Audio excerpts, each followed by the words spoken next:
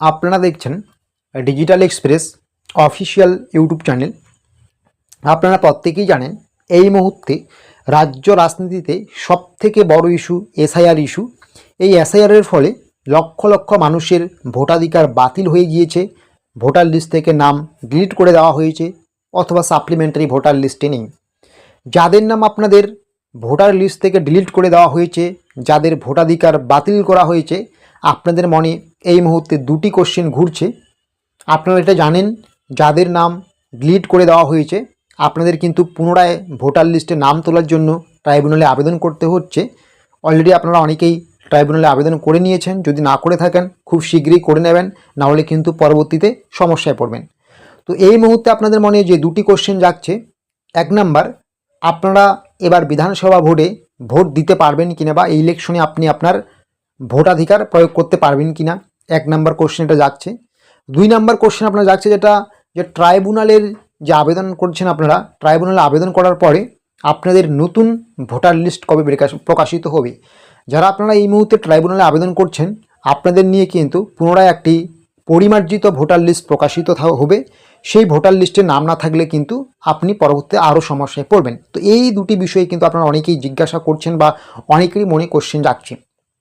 এর উত্তরে আমি সবার প্রথমে আপনাদের বলবো যে ট্রাইব্যুনালে যারা আপনারা আবেদন করছেন আপনাদের নিয়ে পরিমার্জিত বা আরও একটি ফাইনাল ভোটার লিস্ট প্রকাশিত হবে কবে, তারপরে আমরা আলোচনা করব যে আপনি এবার ইলেকশনে ভোটাধিকার প্রয়োগ করতে পারবেন কিনা। কারণ ট্রাইব্যুনালের ফাইনাল ভোটার লিস্ট প্রকাশিত না হলে তো আপনি আর ইলেকশন দিতে পারবেন না, তাই না? তো সবার প্রথমে আপনাদের আমি বলবো আপনাদেরকে নিয়ে আমাদের যে ডিজিটাল এক্সপ্রেস অফিসিয়াল একটি ফেসবুক পেজ রয়েছে, অবশ্যই আপনারা আমাদের সেই ডিজিটাল এক্সপ্রেস অফিসিয়াল ফেসবুক পেজটিতে যুক্ত হয়ে যাবেন। আর ভিডিও ডেসক্রিপশন বক্সে আমি লিঙ্ক দিয়েছি।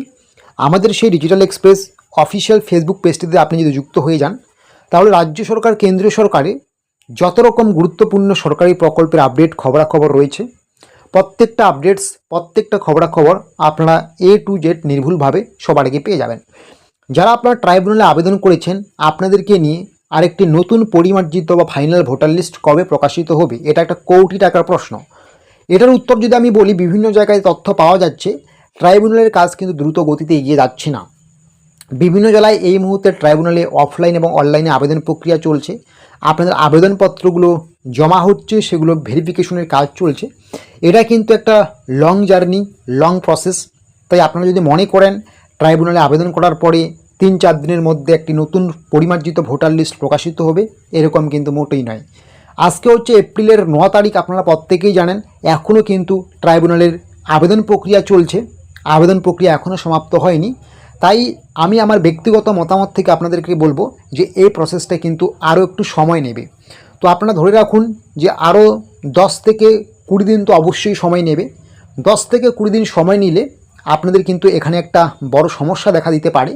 কারণ আজকে হচ্ছে 9 তারিখ, বিধানসভা ইলেকশনের কিন্তু হাতে আর মাত্র কয়েকটি দিন আছে। তো এখানেই হচ্ছে কোশ্চেন, এই কয়েকটা দিনের মধ্যে কি করে যারা আপনারা ট্রাইব্যুনালে আবেদন করছেন আপনাদেরকে নিয়ে পরপর পরিমার্জিত ভোটার লিস্ট প্রকাশিত করবে। আপনারা যারা জিজ্ঞাসা করছেন যে আমাদের নতুন করে ভোটার লিস্ট কবে প্রকাশিত হবে, যারা আপনারা ট্রাইব্যুনালে আবেদন করেছেন বা এবার সামনে বিধানসভা ইলেকশনে ভোটাধিকার প্রয়োগ করতে পারবেন কি না, দুটি প্রশ্নেই কিন্তু আপনাদের ধোঁয়াশার মধ্যে রয়েছে। কারণ যতক্ষণ না পর্যন্ত ট্রাইব্যুনালে আবেদন করার পরে আপনাদের নতুন করে ভোটার লিস্ট প্রকাশিত না হচ্ছে, যতক্ষণ না পর্যন্ত আপনারা ভোটাধিকার ফিরে পাচ্ছেন, ততক্ষণ পর্যন্ত আপনারা তো ইলেকশনে অংশগ্রহণ করতে পারবেন না, সেটা স্বাভাবিক ব্যাপার। তো এখন দেখার বিষয়ে আপনাদের কবে নতুন করে ভোটার লিস্ট প্রকাশিত হচ্ছে যারা আপনারা ট্রাইব্যুনালে আবেদন করছেন। তো তার জন্য আপনাদের অপেক্ষা করতে হবে, ধৈর্য সহকারে অপেক্ষা করতে হবে। তো এটা নিয়ে পরবর্তীতে যখনই কোনো গুরুত্বপূর্ণ আপডেট আমরা পাবো সেই আপডেটটুকু আপনাদের আমরা সবার আগে জানিয়ে দেবো। তাই অবশ্যই আপনারা আমাদের এই ডিজিটাল এক্সপ্রেস অফিসিয়াল ইউটিউব চ্যানেলটিকে সাবস্ক্রাইব করে নেবেন এবং আপনাদেরকে নিয়ে আমাদের যে ডিজিটাল এক্সপ্রেস অফিসিয়াল ফেসবুক পেজটি রয়েছে অবশ্যই আপনারা সেখানে যুক্ত হয়ে যাবেন। ভিডিও ডেসক্রিপশন বক্সে আমরা লিঙ্ক দিয়েছি।